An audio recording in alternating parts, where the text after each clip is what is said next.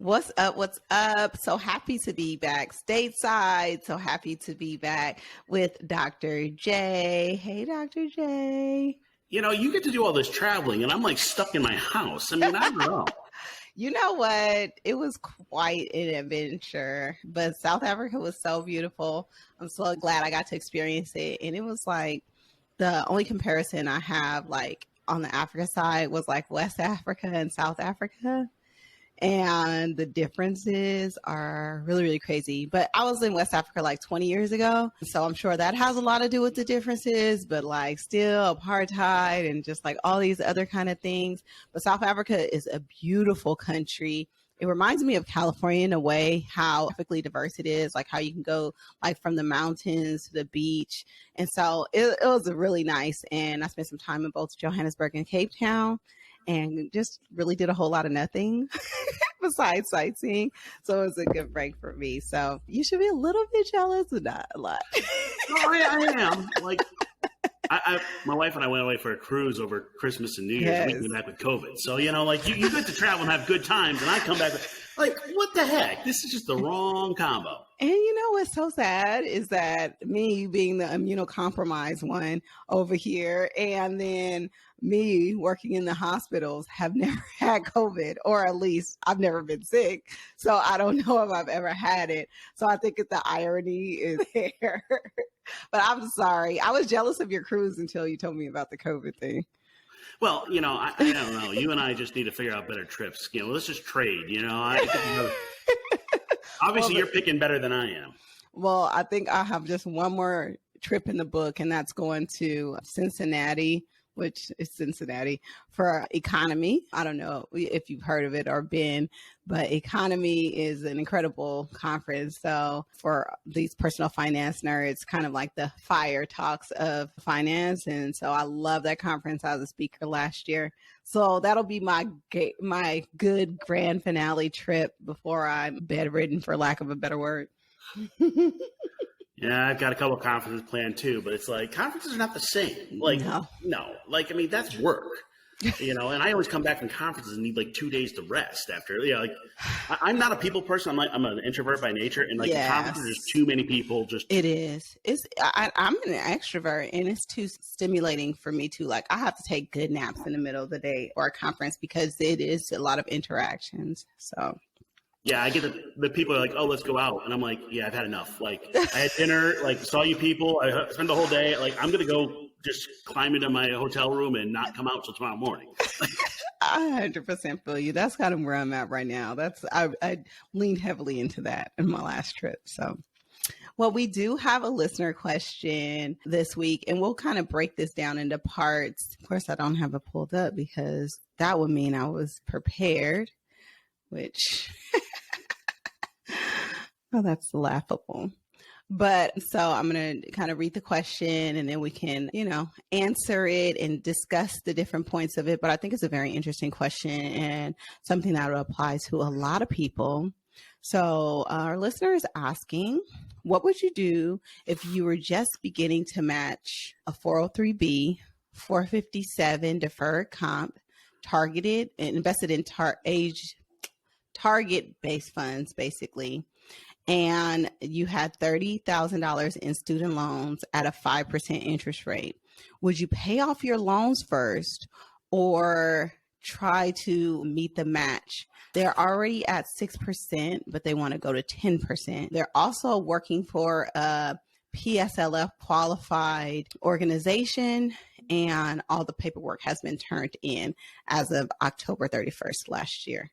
So this is basically that question of paying off debt versus investing, using PSLF, public service loan forgiveness. So what say you, Dr. J? How would you approach this? So you and I had a big debate about paying off your debt versus investing. And we may end up in a different place on this one. And this is kind of interesting. So give people just kind of a context thing. So it's February of 2023. It is a week before the student loans go to Supreme Court. And if anyone asks, like, what's going to happen with student loans, I have no clue. Like, seriously, anyone that seems to know is got a better crystal ball than I do. So the public service loan forgiveness, and I'm going to have to get political for a second here, and not intentional, but it crossed over to finance. The last presidential administration approved nobody on public service loan forgiveness. This administration's approving pretty much everybody. And the October 31st deadline was for the extended program. So I'm assuming that they had some extra time. Now, if you have extra time, you're actually getting credit for the COVID time and also any other time you're making payments. So you're working towards that 10 years, 120 payments. You might be further along. Yeah. Now, let me ask you the question. Who's going to be the president in the next term? We do not know. Hopefully it's not Trump. Oh, I'm not even going that far. I'm just going kind of like who's to know? Yes. So the problem with the public service loan forgiveness is you're taking a bet on who's going to be in charge at a certain time. So I met with somebody the other day who brand new nurse, just starting a public service loan forgiveness. And I'm like, I have no clue if the program will be around in 10 years. Never mind who's going to approve or who's going to be in charge in 10 years. So I really don't like taking a bet on my forgiveness on politics. What do you think? Right. At the same time, though, I would say it depends, because I do know people who have been nurses or worked in public service for the last 20 years, like the people my age that kind of went through nursing school around the same time as I have. So I've been a nurse for 13 years. And I'm seeing them get in $200,000, $130,000, like wiped off the books in the last couple of months. And so I'm just like, I don't know. Like, I wish I was in their shoes. But the thing is that that's not something that they depended on. That's not something that a lot of people even knew was possible. And it kind of is just like something that, okay, everything kind of aligned in the right way to work for them. Then there's COVID and all this stuff that extended the program out to be able to qualify more people. And so it is one of those things. It's kind of like gambling because it's unpredictable, right? So I get it, but I'm just like, man, these stories that I'm hearing of people getting so much of their loans forgiven, I'm just like, oh my God, that's amazing. Yep. So let's go to this example. So we have $30,000 in loans. My first question is, well, do you qualify for Pell Grants when you got your loans? Because then potentially you can get $20,000 forgiven if the Supreme Court case goes in the right place. Right. Now, by the way, if you get $20,000 forgiven and you have $10,000 left, I'd be like, pay off that loan and just call it a day. That's like, it. Like there's no debate on that. Right. You know, that makes it easy, unless you're telling me like I have like 3 payments left to get public service loan forgiveness, you know, something like that. So when it comes to public service loan forgiveness, the other option is this new repay program. Now, this is getting kind of weird because all the details aren't out there. So in theory, in August-ish or fall-ish, the Department of Education is going to come up with this new repay program, which is going to cap payments at 5% of your discretionary income. And there's like some weirdness in there, like depending on how much you make and whether you went to community college, all that. But 5%. But what's more important is they're going to cover the interest. So your loans stop growing. Now, that is a good argument for PSLF now. I pay 5%. By the way, if you're in a couple, you might want to consider filing taxes singly, depending on if that's going to help you or not, because now you're going off of 1 income versus 2. So 5%, they pay the interest. I can keep this loan around for 10 years. At the 10%, and they didn't pay the interest, you know, like I could be stuck with. So if you asked me the question in August, I'd probably give you a different answer than today. Yeah, it's a whole lot of it depends here. There's so much stuff in limbo. Yeah. Yeah. So I think to make it easy, if you get the 20 grand, pay the loan off. If you get the 10, well, it's a debate. And if you don't get no money, you know, we all get nothing. Probably run the PSLF, seeing how many payments you have left. The other part of that is, though, you're going to have to apply for the new repay program when those details come out. And the Department of Education has said, we're coming out with them at some point, and no guidance like when, how, where.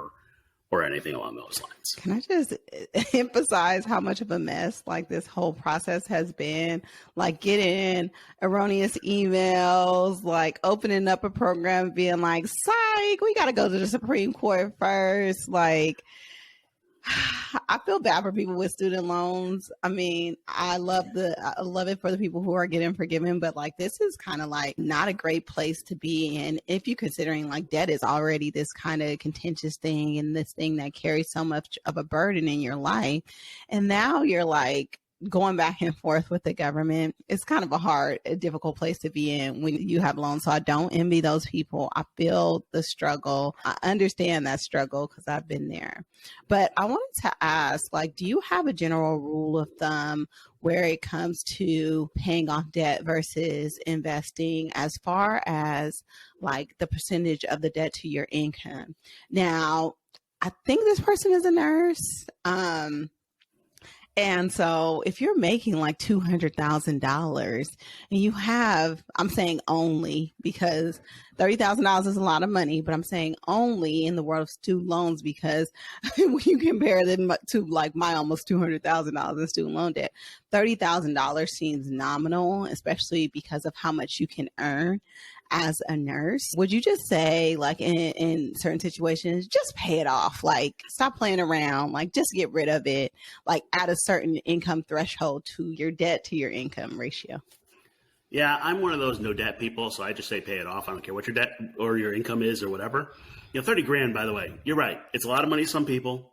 It's not a lot of debt. Like I have people come to me, I got a lot of debt, I got 30 grand. I'm like, you didn't break six figures, okay? Like in the U.S., six figures is where I start going, that's a lot of debt. Right. Which, by the way, that's a sad discussion. That's a separate, economic discussion. But what happens is, look at it this way. That loan is 5% interest. So if you pay it off, you get a 5% guaranteed, risk-free, tax-free return. So let's say you are in California, like Naseema is, and your tax rate, your effective tax rate is 30-something%, because that's, I'm willing to bet most people in tax, once you figure state and all that, you'd have to make essentially 30% more than 5%. So you'd have to make it 6.5% to even make sense to invest. Mm-hmm. Now, by the way, the match is free money, so that's a slightly separate discussion. But you'd have to make a giant amount. The stock market on average returns somewhere 7 to 10%, and there's alternate ways of measuring that. But that we have to pay taxes on. Yeah. So 5% guaranteed return. If I could put all of my money into something that's going to give me 5% for the rest of my life, never lower, never higher, and no taxes on it, I would do that. Well, then paying off the debt is the right answer. Now, the PSLF is that one little twist of like, well, if it can go just away for free, well, then that's free money. And I think that's the hard part is people go, well, I've always had these student loans. I'll always have them around. No, you don't have to always keep them. You can pay them off. Like it does work. Right. For this situation, for this person, if they qualify for PSLF, their loans are currently in deferment right now, so they don't have to make payments. They are getting a match at their company, which I think they're asking to increase their match, increase how much they contribute over the match. And, there's all these things going on with repay, with the student loan, with the courts and all of that stuff. Like over the next couple of months, what would you advise them to do? So if they're going to end up paying it off themselves, because let's say they're hoping to get 10 or 20, I'd have them take the extra cash and put it in a high yield savings. And then once we finally have payments again, just write a big old check and take a chunk out of it. Now, let's go to the other side. Say like they decide, they're going to go public service loan forgiveness. They only have another year of payments. Cool. Let's talk about upping their 403B 457. Now, little technicality for people. If you hear 401k, that's usually a for-profit. 403B is usually nonprofit, state, government, something like that. And then 457B is a special kind of option for nonprofits, state, some educational institutes. 457B is a deferred compensation. So what that is it works kind of like a 401k, but with a twist. So if you have a choice, you have both a 403B and a 457, you actually may be better off putting it in your 457B. And let me explain why. Assuming they have the same investment, which usually like one place has the same investment for both accounts. The 457B is deferred comp, and you can get it the day you quit that job. You don't have to wait till 59 and a half, like a 403B or 401k. So that is a bonus. Now, by the way, keep it in there too. But like, if I want to retire at 45, well, I can pull money out of my 457B and just use it. So it is one of those things. And if you have an option of 403B and a 457, you can actually max out both. So you put like me 2023, you put 22,500 into each, and just you're growing. And depending on the company, they may have both a Roth and traditional option. So you may be able to like mix and match and make your taxes work to get there. Now, one of the kind of weird, I usually will default to Roth unless you have to bring down your income for some reason. Well, if you're public service loan forgiveness and repay, it may make sense to do traditional and bring your taxable income down, brings your payment down. It's a game, like it is a game. Levels. It's definitely a game. And there's, like you were saying, it's levels.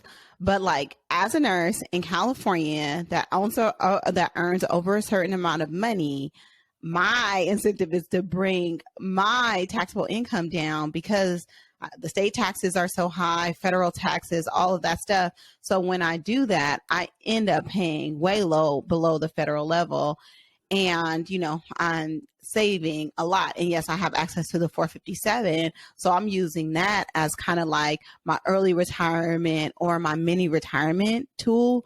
So that when I separate from my company, yes, I will pay taxes on that money. However, if I'm in a year where I'm in a mini retirement and I'm not drawing down any money from or earning any money, from my jobs, my tax rate is going to be nominal. It's going to be pretty small. So that's one of the things that I'm using. And a lot of people don't know that there's that option, just like people can draw from their Roth IRAs early and they don't know that that's an option.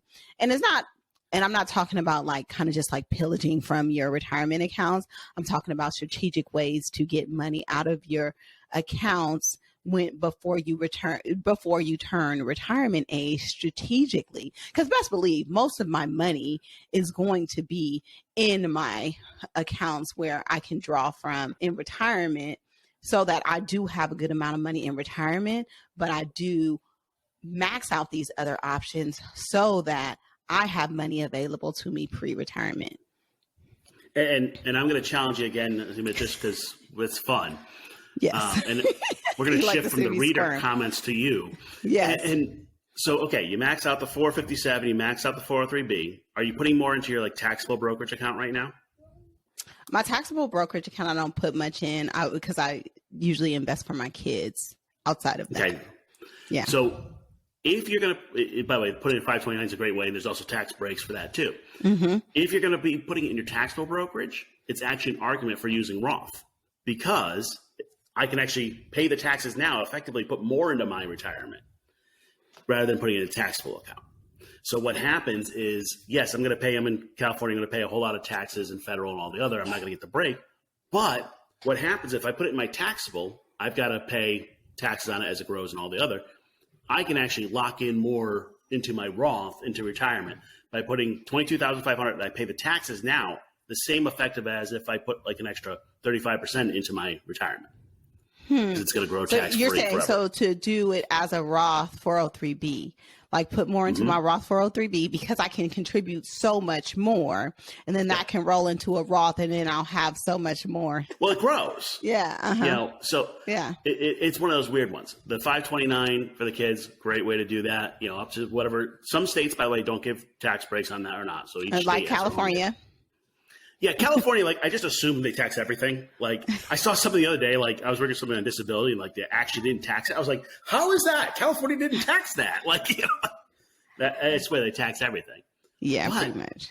What happens is the 403B and 457, if you can do Roth, you're not limited like the Roth IRA to the income and have to do the backdoor Roth and all that. What you find is people that have high incomes, like 200, 300, 6 figures plus, are putting their money in the Roth, even though they're paying taxes, because it grows tax-free forever. And I can effectively put the extra that I would have been taxed on into there, and it's growing on its own. The other one, and just kind of walk this through, and the same goes to the person that emailed in. If you have access to an HSA, that's an even better benefit. So I wish. Max out the HSA first. You've got medical issues. You don't want to be taking a high deductible program. All Well, right. definitely not. Yeah, exactly. With my situation, but like any other time when I'm perfectly healthy. Oh, but best believe, I'm racking up a lot of bills that I could use in an HSA. Yep. I think it's a priority question. So if you have an HSA, that one gets filled first because you get a tax deduction when it goes in. It grows tax-free and comes out tax-free for medical, so you get the triple benefit. If that's not the case, then we can go to the 457, 403B, whatever works best for you in your life. Yeah, but only this year, by the way, Dr. J, do I have all this craziness going on. Any other year, I really go to the doctor.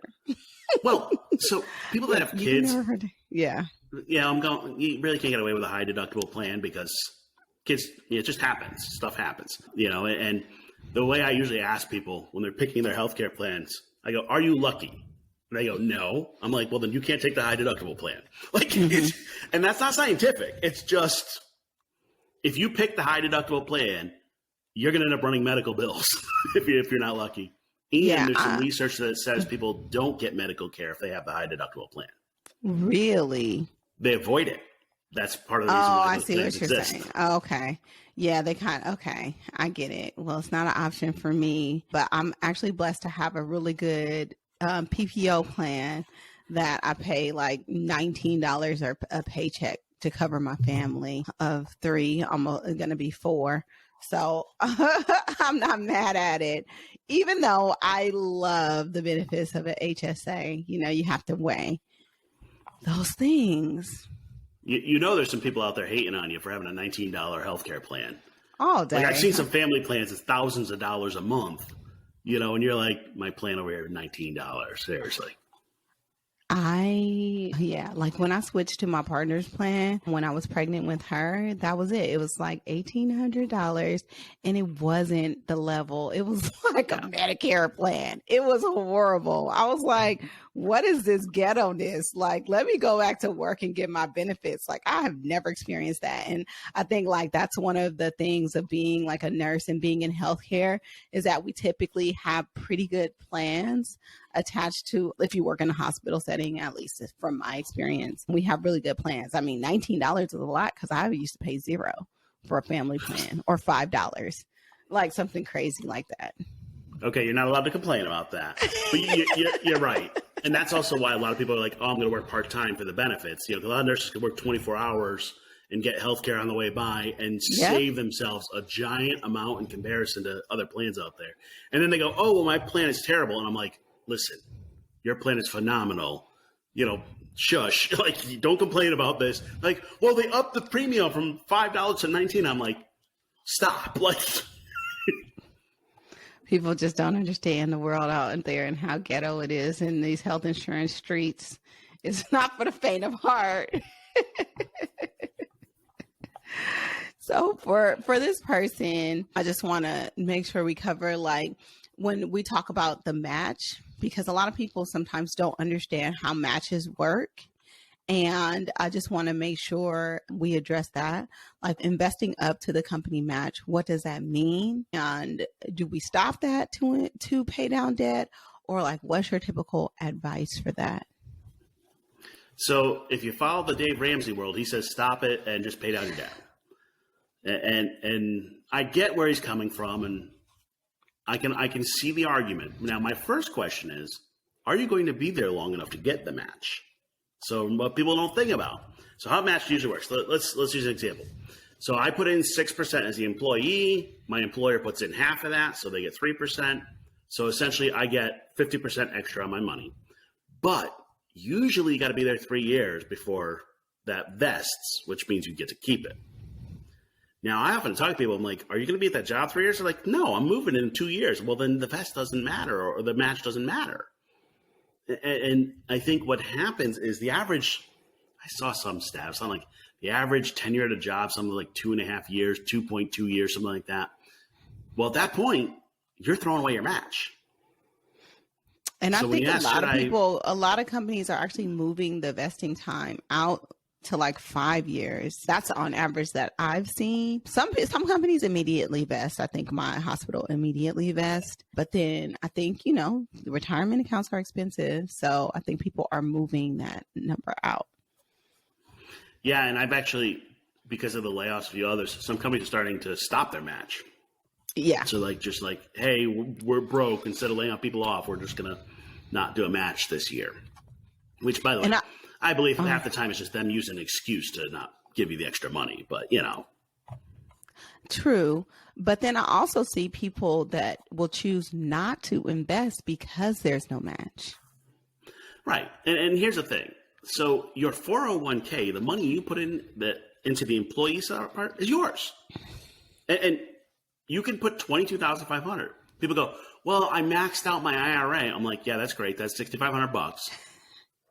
You can do that too. That's a separate question, but you can max out the 401k.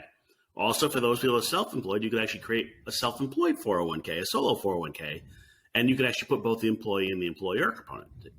So when this person's talking about the match, my thing is, all right, you're going to be there. Because if they're talking about public service loan forgiveness, they're working a state job, that tells me they're not going anywhere anytime soon. Like, just kind of how that works. But if they said, hey, I'm planning to move states next year, well, then let's put it towards the debt. Yeah. So that's where that argument comes in. Also, when it gets to like credit card debt at 20 or 30% APR, you might just want to not do the match and just put all your money towards that debt because that's craziness. It's insane. Some states now they have caps of like 28 or 29%, something like that. It's still a heck of high. Anything that's over 5% is going to be insane. And so when you go up to double digits in interest rate, do you realize how much interest you're giving people? I looked at my mortgage statement the other day and my interest rate is 2.8%. And I was still blown away at how much interest I pay.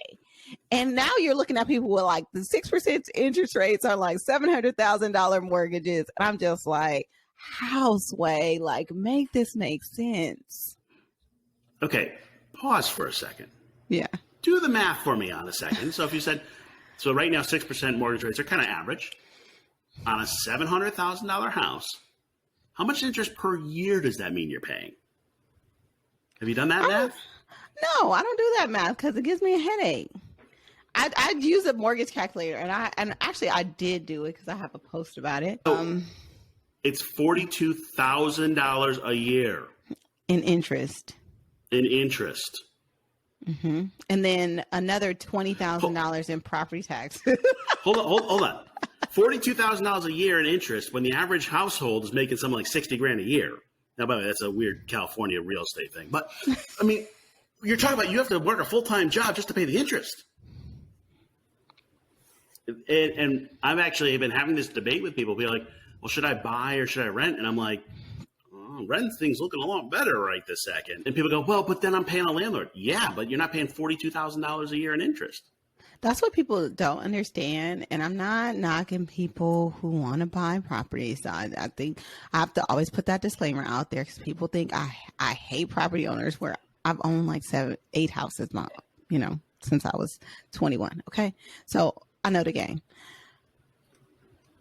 You are still, no matter what, paying for a place to live.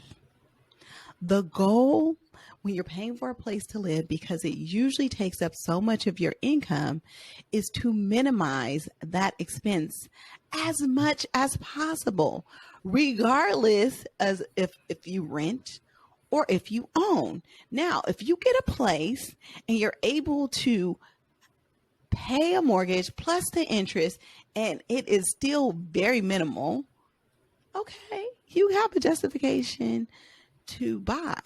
But so many people are willing to be house poor just for the sake of saying that they own something and not doing the math and not understanding how much they're actually paying.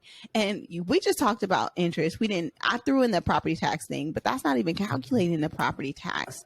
That's not even calculating the maintenance costs. That's not even calculating the, what is it called? The down payment that you have to put down and the opportunity cost associated with that. Like, I mean, people don't want to do the math, but when I tell them that, I'm a hater. So, we're gonna have to do a separate episode on buy versus rent. And so I work with Childfree folks, and they're much more mobile. They're kind of nomadic a bit more. Mm-hmm. And I'm like, rent. And they're like, but I was always told I need to. And I'm like, that's nice. We can get you access to real estate through like a real estate investor trust. You can get invested in it without having to deal with it. And like, well, but I can rent it out.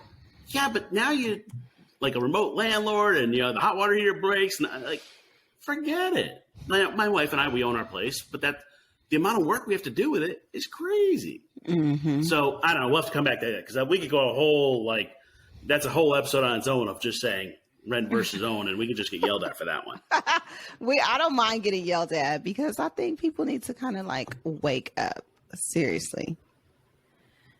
So we talked about the match, and let's just kind of like do a recap of the situation. So basically this person is asking whether they should be increasing their investment in their 403B or in 457 versus paying down $30,000 in student loans, and they qualify for PSLF.